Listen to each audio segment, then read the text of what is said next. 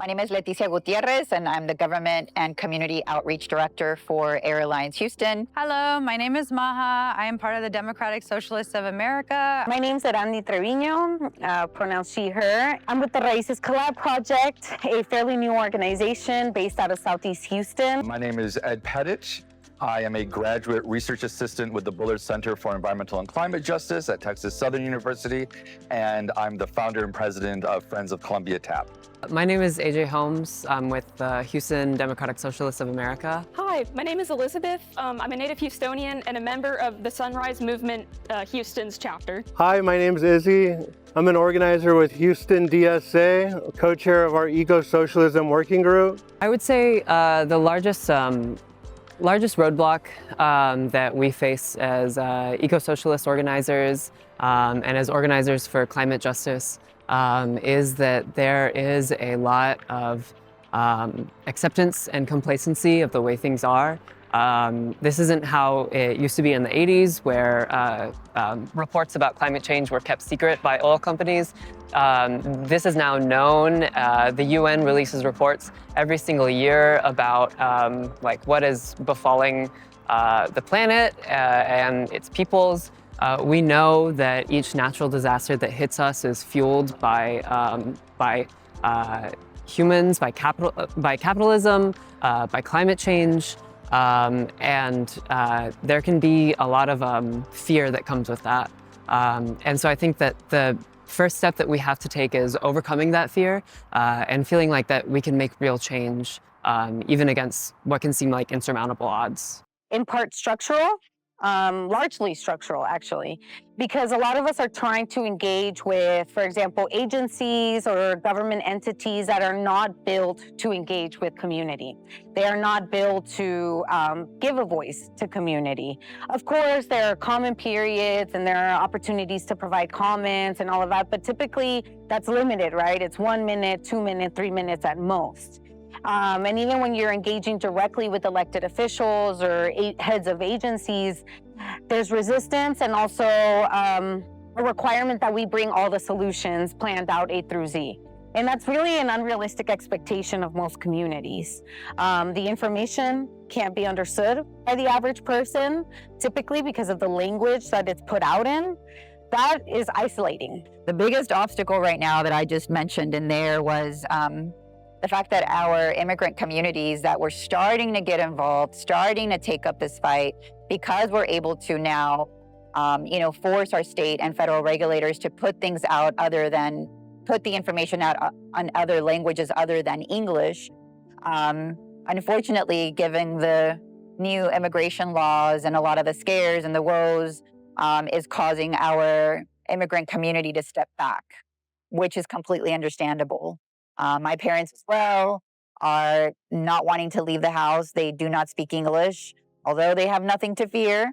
As I'm sure many hear, there's reports of, people just getting rounded up, especially if you're speaking out against the government, especially if you're on the side of wanting to bring some much needed attention around the things that unfortunately is seen as rabble-rousing, unfortunately. I think lobbying is definitely one of the biggest ones, because if where the money is, that's where the voting power goes. And we definitely need to remove a lot of that lobbying power to make sure that we are protecting the people who are being negatively impacted by those kinds of things. And I think education is one of the biggest things as well, because a lot of people don't really understand the impact on their communities. Maybe they don't see it in real time, so they don't understand how it's negatively influencing the community as a whole.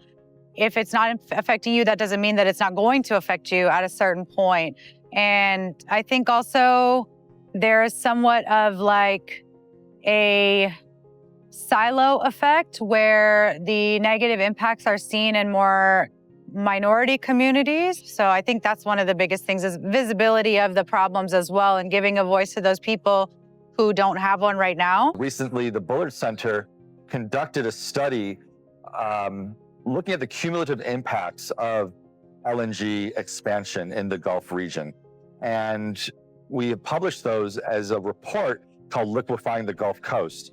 And what we found is that the Federal Energy Committee, FERC, that's kind of overseeing these permits for the LNG facilities, they're not conducting the proper evaluations. And so we conducted our own evaluations, and we're working with grassroots organizations to follow up to do community-based monitoring, including air quality monitoring, making sure that they're engaged in the political processes involved with these plant expansions. Right now, one of the biggest challenges is just the sheer amount of things that we have to tackle as eco-socialists on a global scale, nationally, statewide, in this city alone. We're right by a huge highway expansion project that's just the beginning of what's going to be over a decade of a lot of air pollution, a lot of congestion, and it's just a continuation of just environmentally devastating and racist policy that we don't seem to be learning from. Yeah, just going from that hurdle from being interested to taking action and joining community and potentially sustaining that community, but I've noticed it's more that I'm interested, this seems amazing, but then joining it, because people are busy, but just, igniting that spark and making it easier for people to integrate themselves into the community. It's been a labor of love. Everyone that I know that is involved in this work does not do it for notoriety, the money. We're genuinely in survival mode. And so we are vested and truly just warriors of not just our community, but of our planet, because this does have a domino effect as it pertains to all of the catastrophic weather patterns that we're continuing to see. I think definitely stay educated, stay loud, stay angry. We can make a better place for ourselves. Just like everything that we have that's terrible was done by design, we have the power to use our skills in designing a place that's better for ourselves.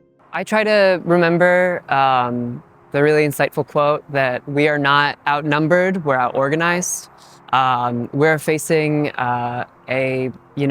some really extremely wealthy, extremely powerful, small group of people. But as a whole, as workers, as tenants, as people who have a stake in the continuation of our planet and the world as we know it, we are the majority, and we have the power to affect the kind of change that we want to see.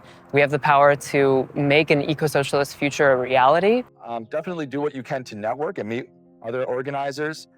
We have started a group in 3rd Ward where we meet every Friday for a community coffee chat. We talk about organizing different issues, environmental issues, housing, climate, energy, transportation, health, education. And it's just a casual environment to meet fellow organizers, fellow community members. I would say don't sell yourself short.